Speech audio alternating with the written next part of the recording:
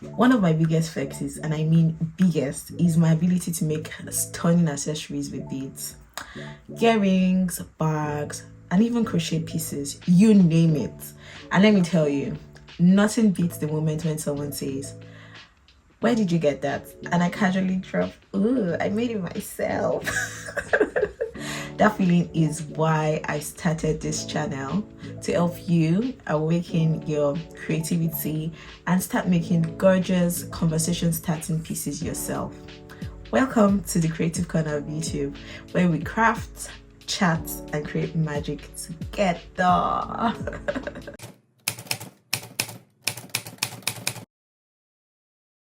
Hey guys, it's JC here and welcome to my very first tutorial video. Yay!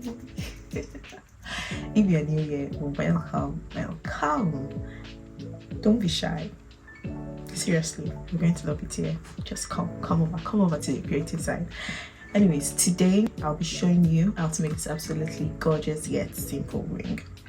Trust me, it's beginner friendly and it's also so satisfying to create. The materials are super easy to get and affordable, though you can totally splurge if you're trying to be bougie. And don't worry, I've got all the tools, materials, and places to get them in the description below. Alright, grab your tools, beads, and let's get into it. Alright guys, for our tools, the first thing we need is a share of flush cutter. I don't have flush cutter in this video, but I can put a picture up for you to see. Then we need the round nose plier, and up next will be our chain nose plier. You can also use a flat nose plier if that's what you have, and of course a ring mandrel to take our ring size measurement. We'd also need, for our materials, a 20 gauge wire. It can be gold filled, pure gold, or it can be craft wire as I'm using in this video. We'll also need glass crystals, glass beads in size 4mm. It can be any brand of your choice. Here I'm using a China glass bead. No, I think I'm going to change it towards, when I start the video, to something else. And we'll also need a tape measure to measure our wires that we'll be using it. So let's get into it. So the first thing you'll need to do is to straighten your wire, just to make sure it's straight and it's not wobbly. And you take out your measurements. So one thing I would say is you can take your tape measure and put it round your mandrel against the your ring size to kind of have an idea of the wire you need. Then you kind of like multiply this by 0.5, then use that to measure out your wire. For my wire, I'm measuring out 14 inches. I'm a size 7, and then the next one will be a shorter wire, which is about half of my initial length, which will be about 7 inches. Then I'll cut this. Now I have 2 wires. I'm going to fold the longer one into 2 so that my total wires will be 3, because for our ring we're doing a weaving we're doing the weaving method, the wire weaving method. So you fold this and try to make sure the 2 sides are as even as possible. To make the space between the wires a bit smaller, you can use your round nose pliers to do your adjustments just by moving it back and forth. Then the size will close up a little bit more. After doing this, you can straighten the wire again if it still looks like it's not folded. Mine is also straight because I'm used to doing this, so it's not such a big deal. The next thing you're going to do is to make a loop. Now this loop is what you're going to use to attach your shorter wire to the to your long wire to make 3 wires in total. A pro tip that you can do instead of doing this is to cut 3 equal lengths of wire and use either a paper tape or a rubber tape like they use in electronics to hold the 3 ends together. Then you start your weaving. Or you can also use a clip to hold them together, a very strong clip to hold them together so it doesn't move. I don't have any of this. That is why I'm using this method. You do not have to use the method. Now while weaving, when you want to weave, just think about you braiding hair, if you know how to braid hair. So the first thing we're doing is moving from left to right.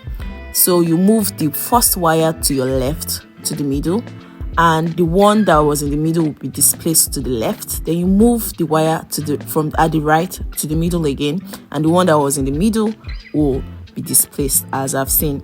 I will repeat this step when I start inserting the bead to be clearer for you to understand. Now for this one, I think I'm going to have to switch my beads to a different bead because I don't like the shine on this China bead. It's not so nice, it's dull. So I'll be using a primary bead, also a 4mm sized bead. And the first thing you want to do is try to get out all your beads and make sure that they can all pass through your wire easily. So the first thing you do is slip in your bead to the middle wire, the one in the middle, as I've said. So that's the brand I'm using, Primero. So once you slip your bead into the middle, you try to push it down. Then you move your wire on the left side to the right, kind of like to the middle, and the one that was in the middle, you kind of move it away from there. Then the next thing is to move the right wire to the middle again. This way you are encapsulating the bead so it doesn't move and it doesn't get free from the wire. One creative tip I'll give you is to use any bead colored of your choice. You don't have to use this bead color that I've used. This is just a clear bead. You can decide to use multicolored, you can decide to do black, you can also use a different color of wire, you can decide to use silver, silver, yeah, or if you are trying to do like colored wires, you can use colored wires too. So now there's a difference between the initial wire beads I was using and this other one. I don't know if you can see, but the new one I'm using has a better shine to it because of the cut and because of the design. You notice that the other one has this shine to it, especially when light is shining on it. But for the previous China beads, there's not really so much shine, as you can see. It's just dull. It just looks like glass, like plain glass, compared to the other one. See, so these are the primary beads. I hope you can notice the difference. So yeah, let's get back to the video. So the next thing is you just continue this step until you get the length that you desire, which is basically almost running through the whole measurement of the wire. So just excuse my adjustments. I'm not so used to recording videos. But yeah, so back to it. Like I said, you put your beads in the middle wire, guys, not nowhere else. So when you do that, you push it to the end, then you take the wire on your left and move it to the middle. Then you adjust the wire holding the beads down so it stays, and you move the one that was in the right to the middle again. So now you have your weaving. You continue this process until you get to about 1.5 inch left on your total wire. So like as you can see, left to middle, right to middle, then you insert your bead in the middle. So you just continue this step, like I've said. Continue this step just to, like I've said earlier, do not be afraid to mix colors. And here's where you can freestyle a bead, make it unique. You can decide to do your beads, put 2 beads, weave without your beads, put 2 beads, weave without your beads, or you put 1 bead, you weave without the bead, put 1 bead. Anything you want to do, you just make the design yours. Remember, you are here to become creative, not to be a copycat. Jokes. So excuse my jokes. But yeah, guys, just continue the process as you go, just like I've mentioned.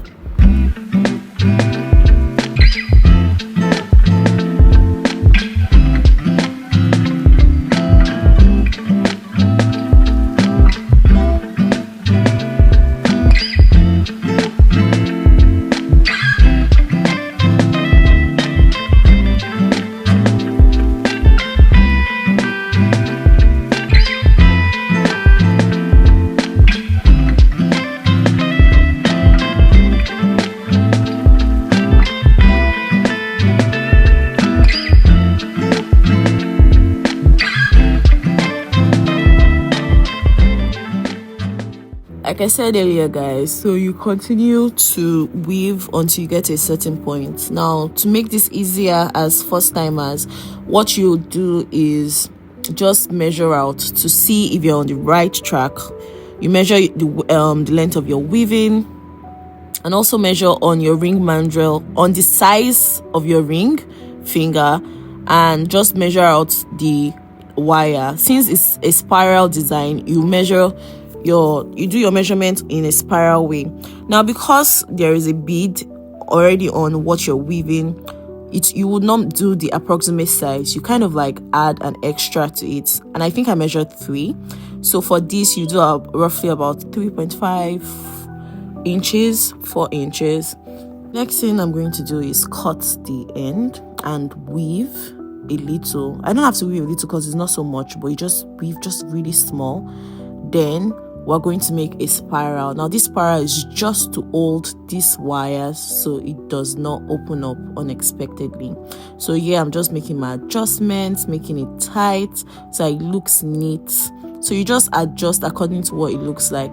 So now you're going to do your spiral with your round nose plier. You're just turning, you're just making spirals. So you're making them at opposite side. So the ones that are coming to the right, you do them to the right, and you're holding it down. So you're pressing it. You're just doing this to hold down the wire so it doesn't unravel on its own later on.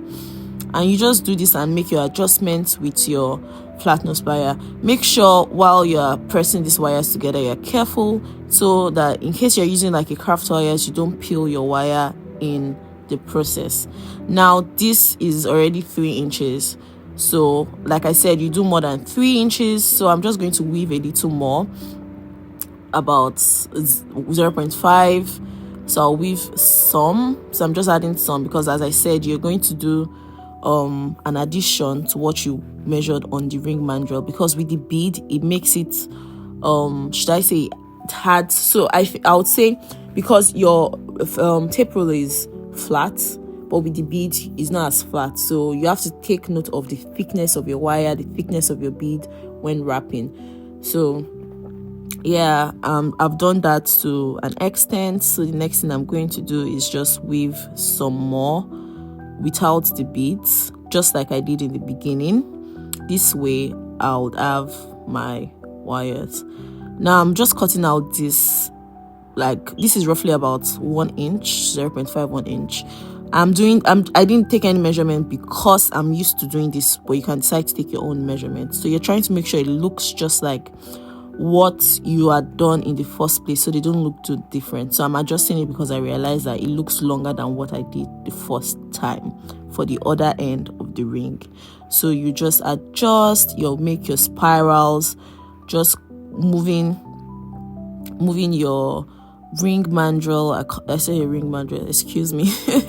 Moving your round nose plier at this point. So like I said, I'm just repeating the same process I've done for the other end. I'm making my spirals just to make sure it holds the wires together so that they don't unravel, so that the bead doesn't fall out. So you just do this, and yeah, that's just it. That's just what you need to do. You're not doing anything extra. You're just making your spirals. You can decide to, if there's any other design you'd like to do, you can do that. You can decide to do extra wire weaving, wire wrapping instead of doing this, but this is simpler and this is straightforward.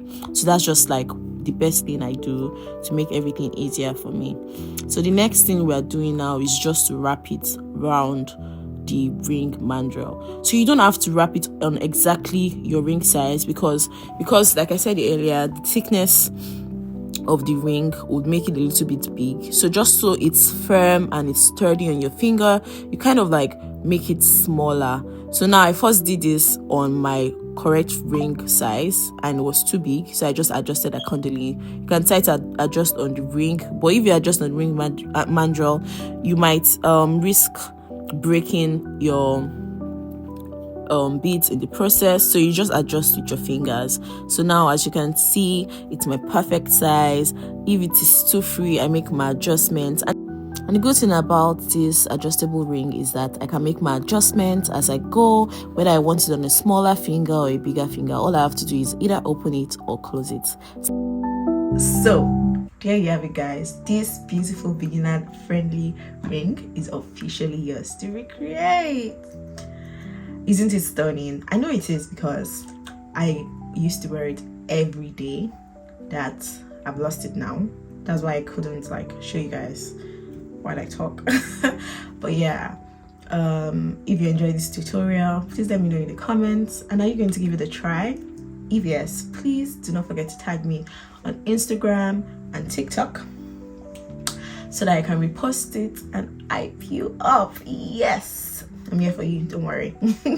And hey, if you eat a snack while you're making the ring, just ask in the comments. I've got you. Before you go, don't forget to like, share and subscribe to join this creative team. It helps more than you know, and I love to keep crafting with you. So catch you in the next video, and until then, stay gorgeous and creative.